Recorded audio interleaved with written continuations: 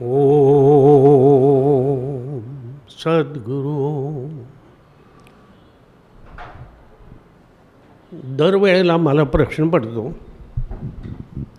की काय बोलायचं. माझा एकंदर पिंड असा आहे की मी लेखक नाही, वक्ता नाही आणि तयारी करून बोलता येत नाही.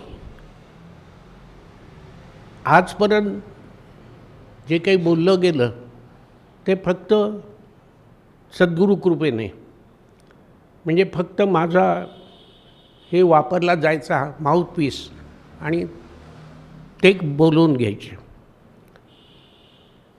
एकंदर आत्तापर्यंत म्हणजे 2000 साली आपली तिथपासून काही वर्षात 5 पुस्तकं पब्लिश झाली. या 5 पुस्तकांमध्ये एकंदर तेव्हा प्रश्नोत्तर रूपाने बोललं जायचं. काही काही वेळा एका प्रश्नावर 40 मिनटं बोललं जायचं. आणि इथे आत खोली आहे तिथे मी बसलेलो असायचो. बाहेर आलं की बसल्यावर प्रश्न विचारला जायचा आणि आयत्या वेळेला सद्गुरू बोलवून घ्यायचं माझ्याकडनं. तेच सगळं कर्तव्य. अशी ती 5 पुस्तकं, त्याच्यामध्ये 150च्या जवळपास प्रश्न विचारले गेले आणि त्या प्रश्नांना सविस्तर उत्तरं दिली गेली. त्यातले काही प्रश्न व्यवहारी होते, काही आध्यात्मिक वरच्या दर्जाचे होते. त्याला सगळ्यांना उत्तरं दिली गेली. हेच गुरु महाराज त्यांना मी म्हणतो, कारण मला सगुण गुरु नाही.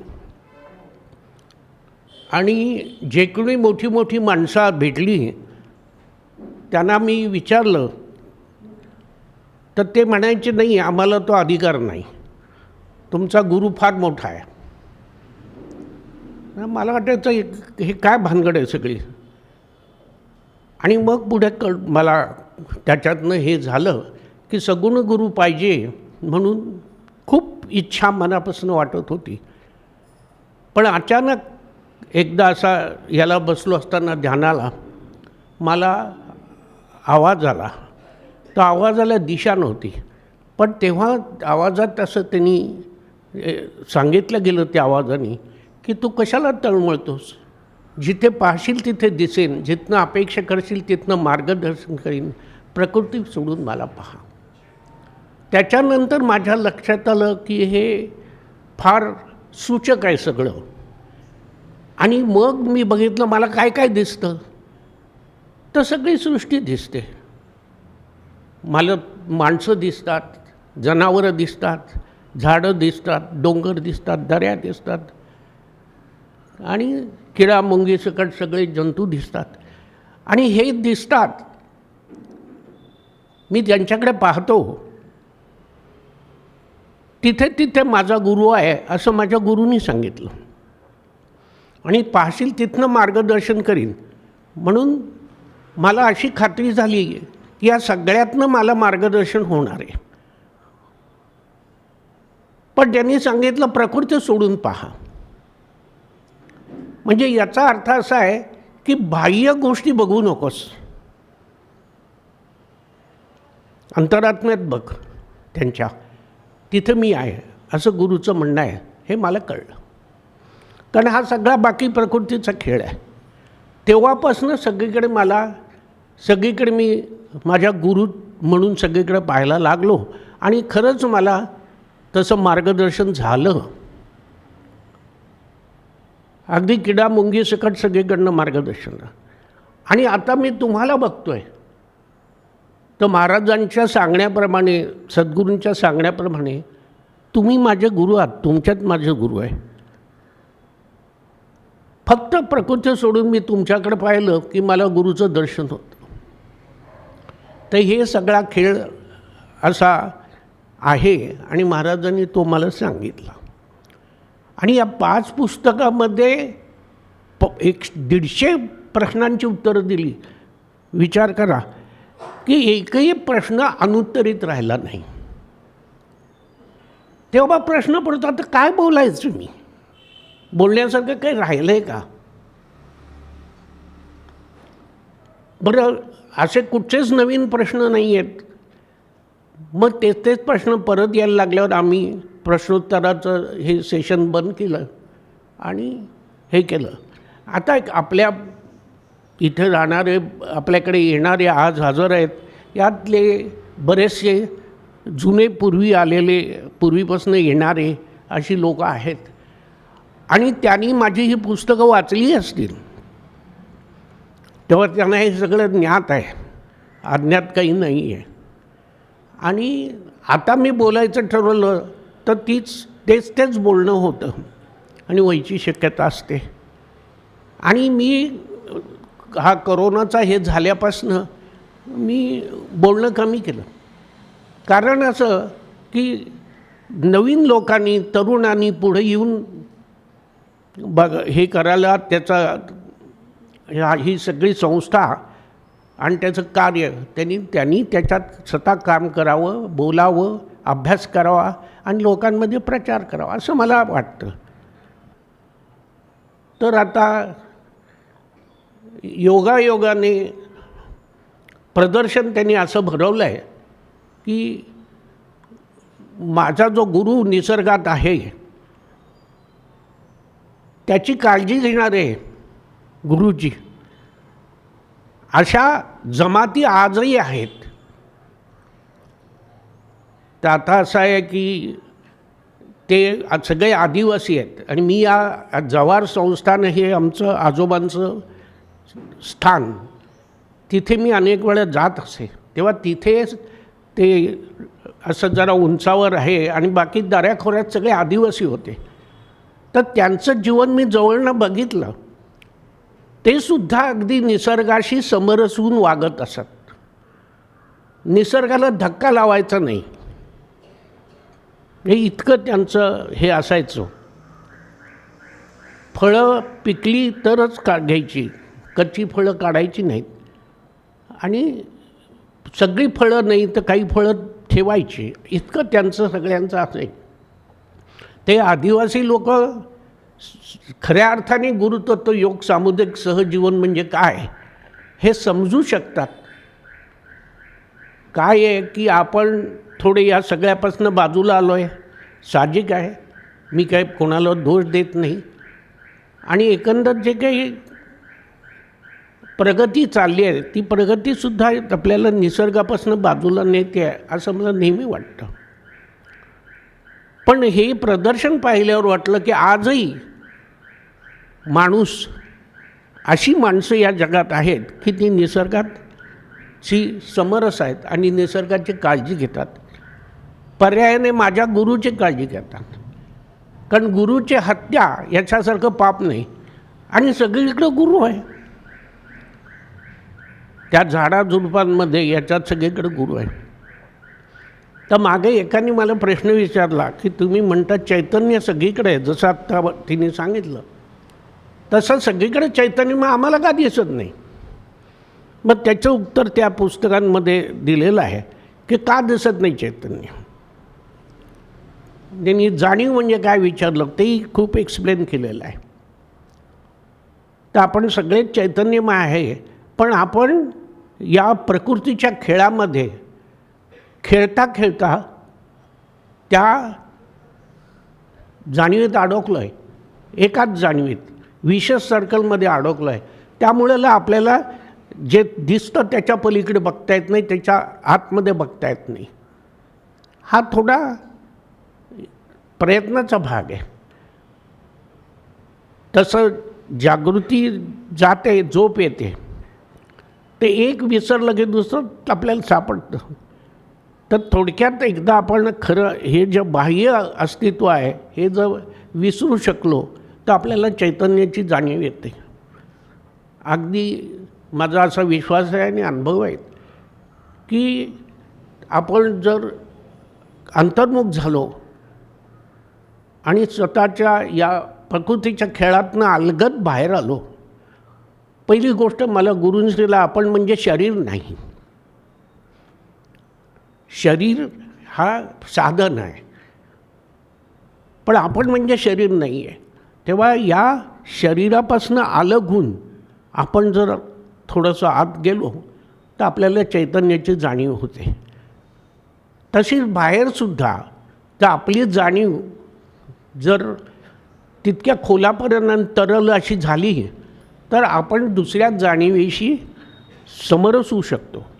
आता तुम्हाला मला अर्थाने जाणायचं असेल तर मी तुम्ही म्हणून जगायला लागतं, तर मला कळतं मी ती व्यक्ती म्हणजे कोण आहे. पण आपण ती व्यक्ती व्हावं लागतं, थोडा वेळ का होईना. आणि अशा रीतीने जर तुम्ही जाणीवेशी समरस होऊ लागलात तर संपूर्ण विश्वातली अगदी पंचमहाभूतांशी सुद्धा तुम्ही समरस होता. तुमचं आमचं अस्तित्व म्हणजे तरी काय, या पंचमहाभूतांचं अस्तित्व, चैतन्याची गती, जाणीवीची गती, असं ते सामुदायिक असतो आहे. आणि मी मागेही सांगितलेलं की आपण ज्याला मी म्हणतो हा मी कोणालाही सापडला नाही. ज्याच्यासाठी आपण सगळी कडकड करतो, आपण कोणासाठी कडकड करतो असा प्रश्न येतो, तो मी कोण आहे. तो कोणालाही मी सापडलेला मला कोणी सांगितलं नाही. का मी कोण आहे त्याचं काही कोणाला नाही, मलाही नाही सापडला. म्हणून मी माझं गुरुत्व पुस्तक जे पब्लिश झालं आहे त्यात मी तोच प्रश्न सांगितला की मी हरवलो आहे, कोणाला सापडलो तर इथं आणून द्या गुरुतत्व योग संस्थेमध्ये. आणि खरंच मला सापडलं नाही. आणि मी जेव्हा शोधायला गेलो तेव्हा मला कळलं की मी नाही आहे, मी नावाची गोष्टच नाही आहे. आणि मग शिल्लक राहिला तो, पण तो आहे तर तो म्हणाला कोणी नाही, त्यामुळं तोही नाही, तर फक्त चैतन्य याची अनुभूती आली. आणि मग ऊन, वारा, पाऊस, पाणी याच्याशी तुम्ही सुद्धा तादात्म्य होऊ शकता. आणि हा माझाही अनुभव आहे स्वतःचा, की मग ही पंचमहाभूतं तुम्हाला सहाय्यभूत होतात. त्या 5 पुस्तकामध्ये खूप काही सांगितलं आहे मी. दुसरं, आता आपण गुरुतत्व योग ही जी हे आहे ती गुरुशिष्य परंपरा मानत नाही. आणि कशी मानायची, कारण असं आहे की जो शिकवतो तो गुरु आणि ज्याच्याकडनं शिकतो तो गुरु. आता गुरु शिकवत नाही, वास्तविक गुरुकडनं आपण शिकायचं असतं. गुरु कधी शिकवत नाही, आपण शिकायचं असतं. आणि तसं पाहिलं तर मग सगळ्यात विश्वातलं घटक आहेत ते आपल्याला शिकवतच असतात. आपण शिकलो तर मग सगळ्यात गुरु आहेत आपले. त्यामुळे गुरु शिष्य परंपरा आम्ही गुरुतत्व योग ही विचारसरणी मानत नाही. आमचं म्हणणं सगळीकडेच गुरु आहे. आपण जर शिकलो तर आपल्याला शिकता येतं. त्यामुळे ती परंपरा आपण मानत नाही. असा हा सगळा हे आहे, खेळ आहे. तर या सगळ्या ह्याच्यात मी एकच गोष्ट सांगू इच्छितो की हे जे काही सगळं तत्त्वज्ञान आहे किंवा ज्या 5 पुस्तकं आहेत ही वाचली नसली तरी वाचा, नक्कीच तुम्हाला खऱ्या अर्थाने ते गवसेल. गुरुतत्वशीच तुमचा सुसंवाद होईल आणि मग आपल्याला या जीवनाचं खरं सार्थक होईल. कारण मानव हा हे आहे, त्याचं खरं जीवनाचं सार्थक म्हणजे त्याची जाण ही महत्त्वाची आहे. नाही तर काय, आपण या जगात आलो आणि काय केलं आणि मी म्हणत जगलो, पण तो मी आपल्याला माहीत नाही. गंमत आहे, लहानपणी तुमचं कोणीतरी नाव ठेवतं XYZ आणि आपण आयुष्यभर त्याला रिस्पॉन्स देतो. वास्तविक त्यावेळेचे आपण आत्ता नव्हतो. सारखं बदलत असतं. एक पेशीही राहत नाही, एक रक्ताचा थेंबही राहत नाही, काही राहत नाही. मग तरी आपण तो कसा, त्याच नावाने आपण कसे देतो. तर हा सगळा तो याचा खेळ आहे. खऱ्या अर्थाने सारखं बदलतं विश्व प्रतिक्षणी. जसं आपण आपल्या प्रार्थनेत सांगतो, प्रतिक्षणी जन्म होतो आणि हे होतं. झाड कालचं तेच दिसतं, पण ते तसं नसतं कितीतरी फरक, पण आपल्याला त्या मोमेंटमधनं फरकाबरोबर राहताच येत नाही, त्या फ्रॅक्शन ऑफ सेकंडमध्ये राहता येत नाही. आणि राहिलं तर मग चैतन्य शिवाय काही जगणं असणार नाही, मग ते चैतन्य असेल. हेच आपण तत्त्वज्ञान या आपल्या प्रार्थनेमध्ये सांगतो आणि हे करतो. आणि मला असं मनापासून अपेक्षा आहे सगळ्यांकडनं की सगळ्यांनीच आपण जी साधनं करतो याचा योग्य फायदा घेऊन एकदा तरी, एक क्षण तरी तो अनुभव घ्यावा. आणि त्याच्यासाठी हे जीवन सोडण्याची गरज नाही, कुठंतरी हिमालयात जायची गरज नाही, भगवी वस्त्र घालायची गरज नाही. उलट हे त्याचं आकलन झाल्यानंतर प्रतिक्षणी तुम्ही नित्य नूतन होतात जगत राहाल आणि मग आपल्याला जीवनाचा खरा आनंद मिळेल. आणि मग गुरुतत्वाच्या मार्गदर्शनाप्रमाणे आपलं जीवन आपण खऱ्या अर्थाने जगू शकू. आणि मग सामुदायिक सहजीवन आपल्यातनं जगणं होईल आणि तो काही वेगळाच आनंद असेल की सगळी सृष्टी हेच तुमचं अस्तित्व आणि त्या सगळ्या सृष्टीचं जगणं हेच तुमचं जगणं, आमचं जगणं. हा गुरुतत्वाचा खरं तत्त्वज्ञान आहे. आनंद म्हणजे आपल्या जगण्यात दुसऱ्याचं जगणं व्हायला पाहिजे, आपल्या आनंदात दुसऱ्याला आनंद व्हायला पाहिजे. एक्सप्लॉयटेशन नको, इतकं साधं सिंपल प्रिन्सिपल आपलं आहे. तर आपण तो प्रयत्न करावा, एकदा तरी एक अनुभव घ्यावा, एक क्षण. मग तुम्हाला या जीवनामध्ये भरपूर आनंद भोगता येईल आणि मग प्रत्यक्षणी जगता येईल. स्मृतीमध्ये आपण सतत जगतो ते जगणं सुटेल. असो, एवढं बोलून मी आता थांबवतो. सच्चिदानंद.